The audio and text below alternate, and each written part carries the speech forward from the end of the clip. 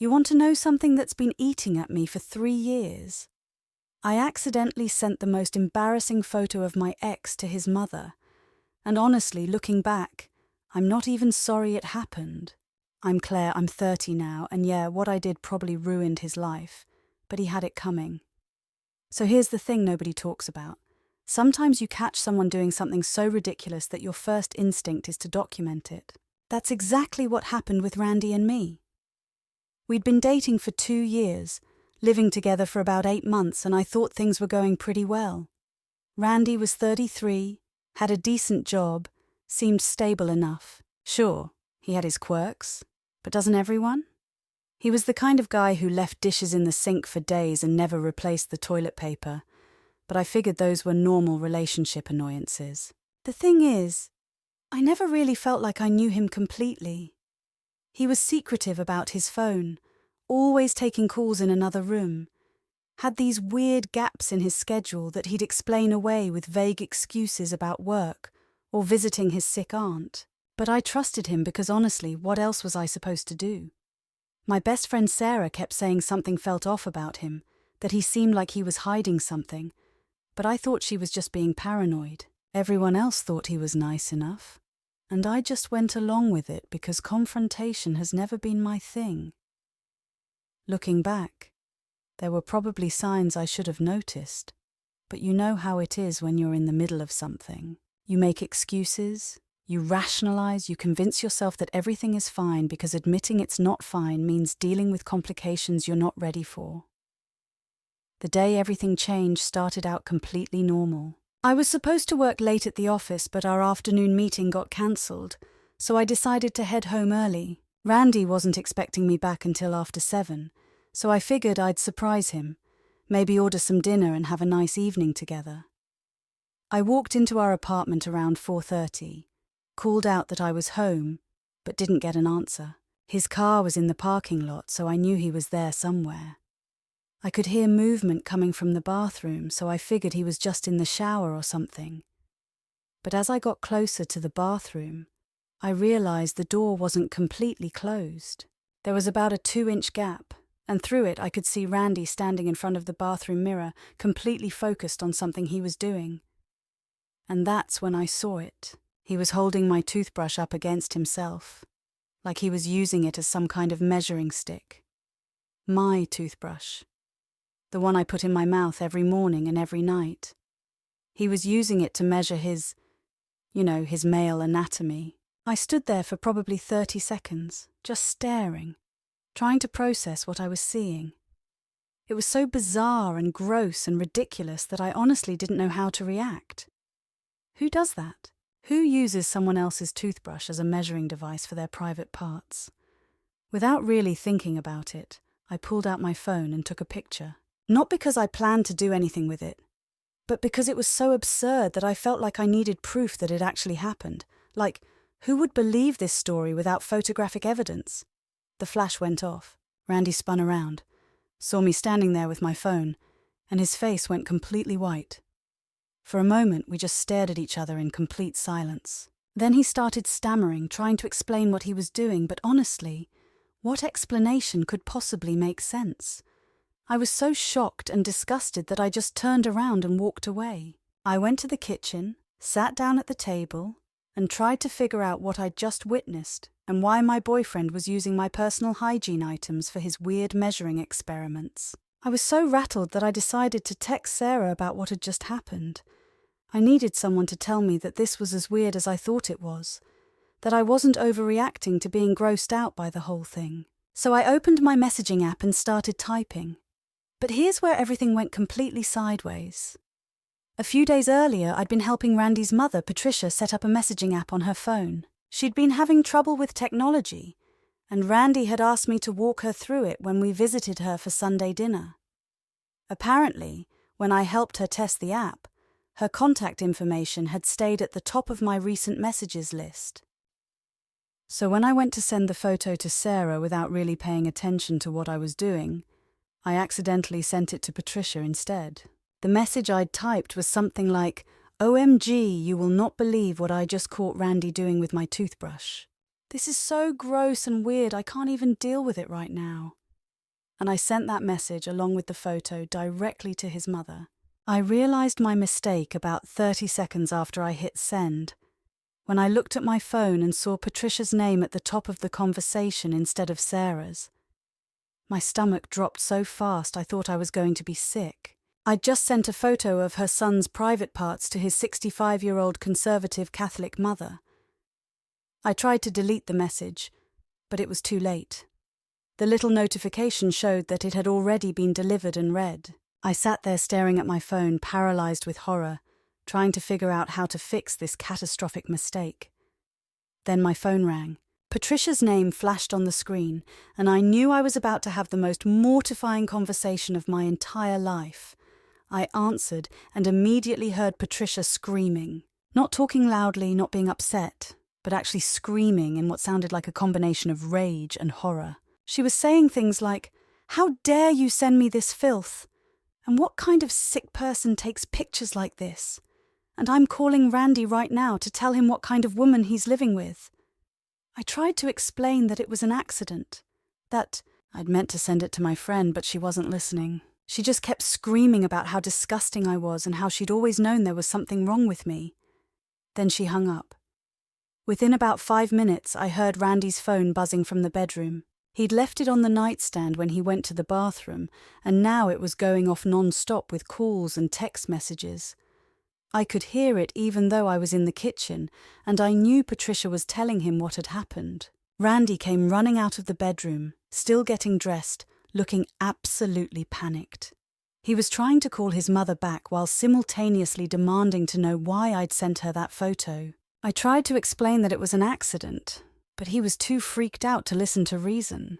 He kept saying things like, "How could you do this to me?" And "My mother is never going to look at me the same way again," and "This is going to ruin my relationship with my family." Then he grabbed his keys and ran out of the apartment, saying he needed to go do damage control with his mother. In his panic, he forgot to take his phone with him.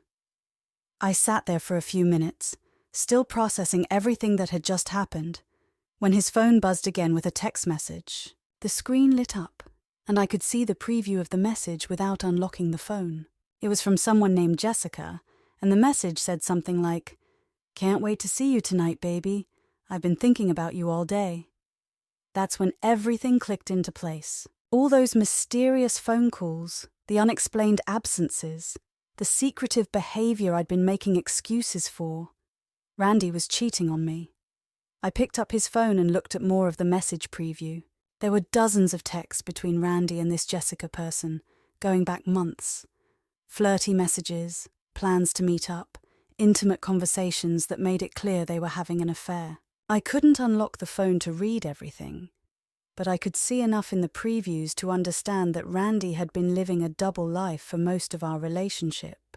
While I was helping his mother with technology and playing the good girlfriend at family dinners, he was sneaking around with someone else. By the time Randy came back an hour later, looking exhausted and defeated from whatever conversation he'd had with his mother, I was already packing my things. He started trying to explain about the measuring thing, saying it was just something guys do sometimes, and he was sorry for using my toothbrush, but I cut him off. I told him I'd seen the messages from Jessica. His face went completely white again, and he started stammering out denials and explanations, but I was done listening.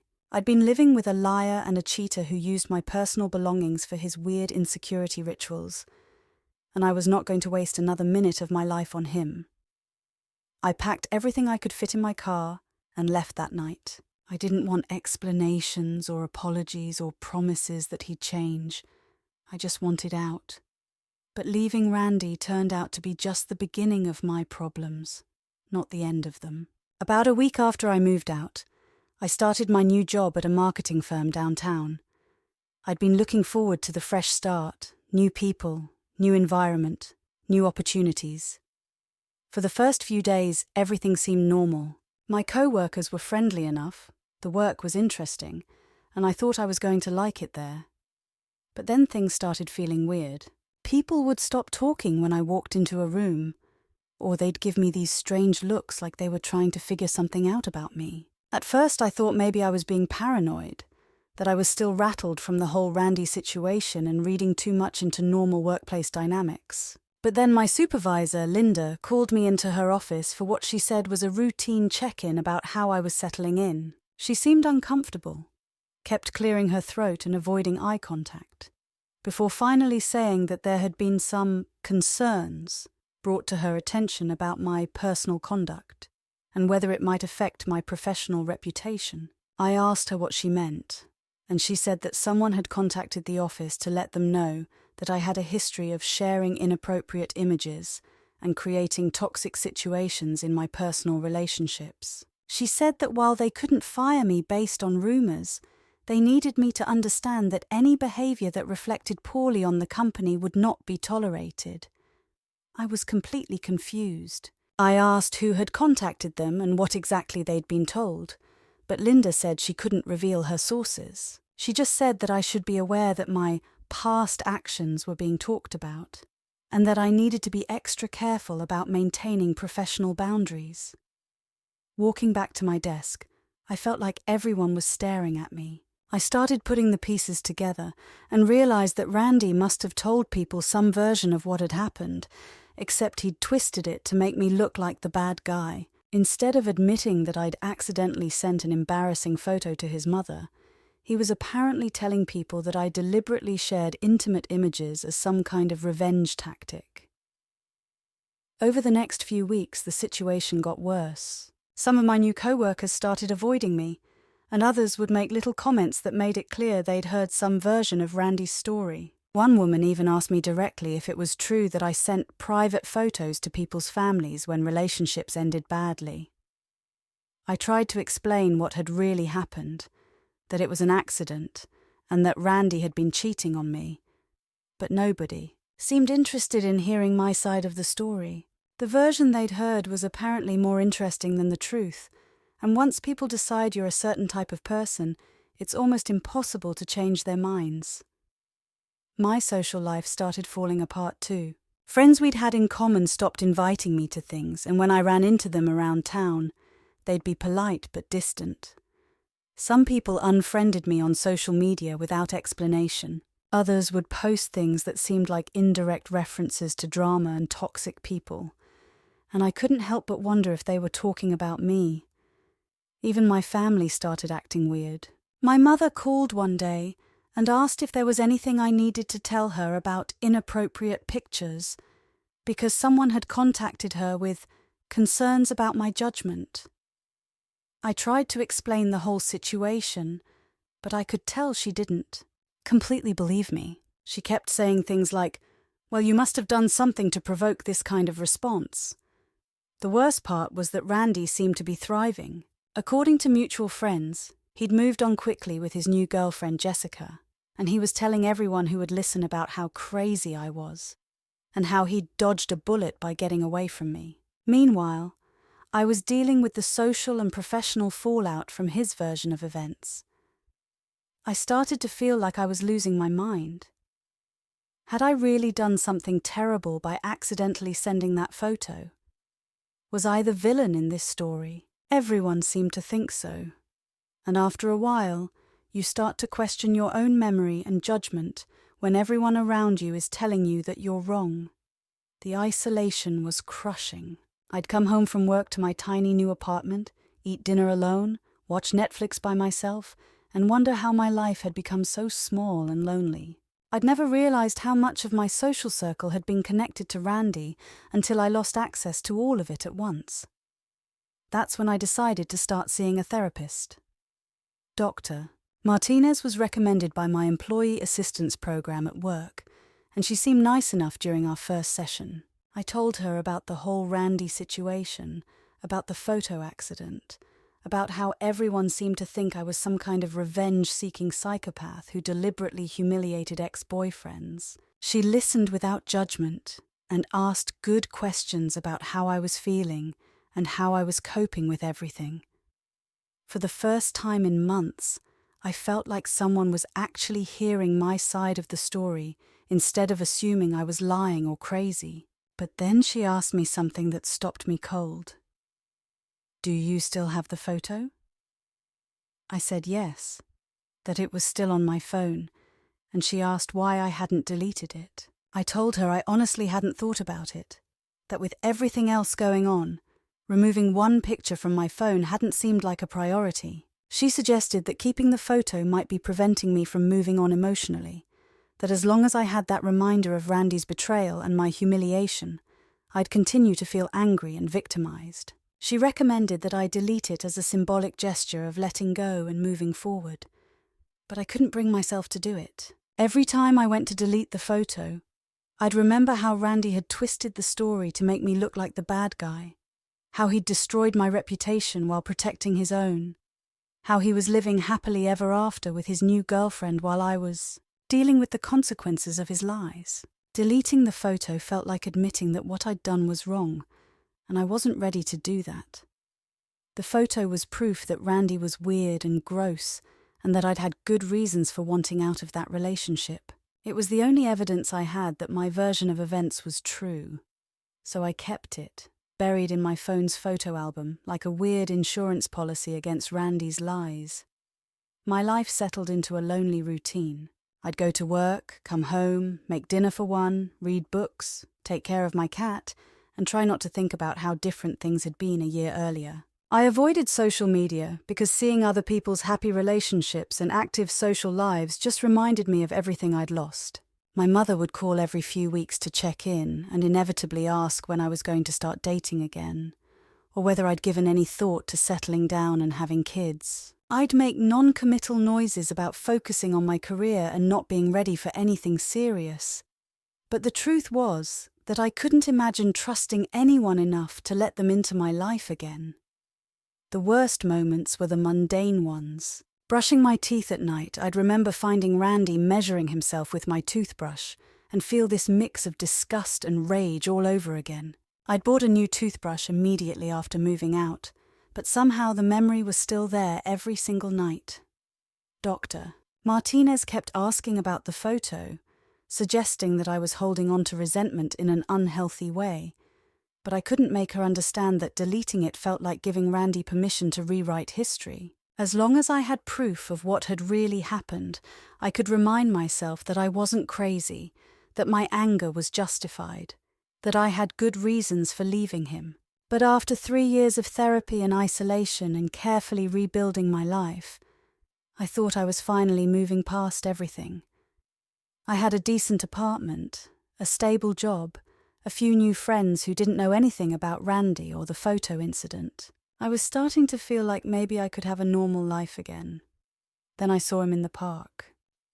It was a Saturday afternoon in late spring, and I was taking a walk through Riverside Park, something I'd started doing as part of my new healthy lifestyle routine. I was listening to a podcast, enjoying the sunshine, feeling relatively peaceful for the first time in months. Then I heard someone calling out, "Nora, be careful by the water." I looked up and saw a man chasing after a little girl who was running toward the pond.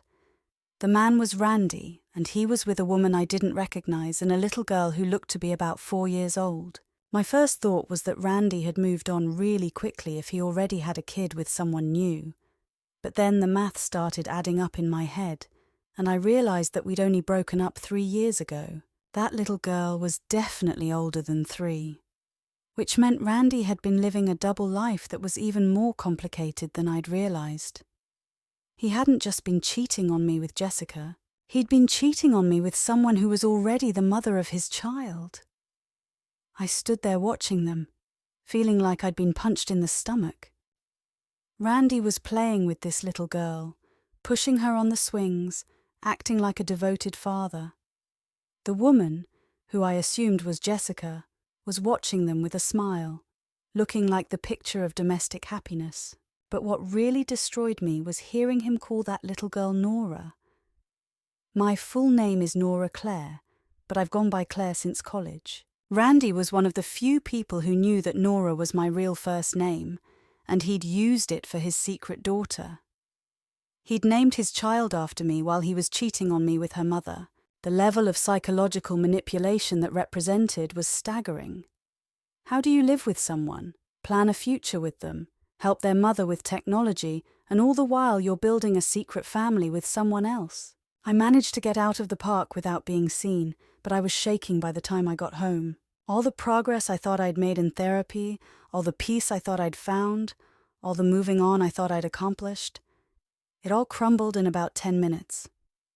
That night, I couldn't sleep. I kept thinking about how Randy had destroyed my reputation and isolated me from my friends and family while he was living this perfect secret life with his secret family. I thought about how he'd painted me as the crazy ex-girlfriend while he was the one who'd been living a lie for years. I got up and started looking through old boxes, and I found the phone I'd used when Randy and I were together. I'd kept it as a backup device, and when I turned it on, everything was still there, including the photo. Looking at it again after 3 years, I felt all that old anger and humiliation come rushing back. But I also felt something new. A sense of clarity about what Randy really was and what he'd done to me. I started researching Randy online, something I'd avoided doing since our breakup. It didn't take long to find his Facebook profile, and what I saw there made me even angrier. He was posting regularly about his beautiful family and his work as a preschool teacher at Little Sprouts Learning Center. Randy was working with children, small children whose parents trusted him to take care of them and set a good example for them. Parents who had no idea that their children's teacher was the kind of person who measured his anatomy with other people's toothbrushes and lived elaborate double lives that involved cheating and lying and emotional manipulation. The woman's Facebook page was full of photos of Randy with little Nora, posts about what a wonderful father and partner he was, comments from friends about how lucky she was to have found such a good man. She had no idea that Randy had been living with someone else for most of their relationship, that he'd been planning to marry me while he was already playing house with her. That's when I decided that Randy had gotten away with enough. I found the Little Sprouts Learning Center website and looked up their contact information. They had a section about their commitment to hiring only the most trustworthy and professional staff, about how they conducted thorough background checks and character assessments to ensure that parents could feel confident about the people caring for their children. I spent a long time thinking about what to do with that information. Part of me knew that revenge was probably not the healthiest way to deal with my feelings about Randy. That doctor, Martinez, would tell me to focus on my own healing instead of trying to hurt someone who'd hurt me. But another part of me felt like I had a responsibility to tell the truth about Randy. Parents deserved to know what kind of person they were trusting with their children. The women he was manipulating deserved to know what he was really like. And Randy deserved to face some consequences for the lies he'd told and the lives he'd damaged. So I wrote an email to the director of Little Sprouts Learning Center. I explained that I was writing to share some concerning information about one of their employees, Randy Thompson. I said that I felt the parents at their school deserved to know that Randy had a history of inappropriate behavior and dishonesty that made him unsuitable for working with children. Then I attached the photo. I didn't explain the whole story about how I'd accidentally sent it to his mother, or how Randy had ruined my reputation in retaliation. I just said that Randy had a pattern of inappropriate and unprofessional behavior that I felt parents should be aware of. I sent the email and then closed my laptop. I didn't expect a response, and I didn't need one. I just needed Randy to face some consequences for once in his life, instead of always managing to come out on top while other people dealt with the fallout from his actions. For the first time in 3 years, I slept through the night without waking up angry. A few days later, I was scrolling through Facebook when I saw a post from one of the moms whose kids went to Little Sprouts. She was asking if anyone knew what was going on at the school because her daughter's teacher had been suddenly terminated, and the school wasn't giving parents any details about why. Other parents started commenting with their own questions and concerns. Someone said they'd heard there was an anonymous complaint about inappropriate conduct. Someone else said they'd heard there were photos involved. The speculation was getting more dramatic with each comment.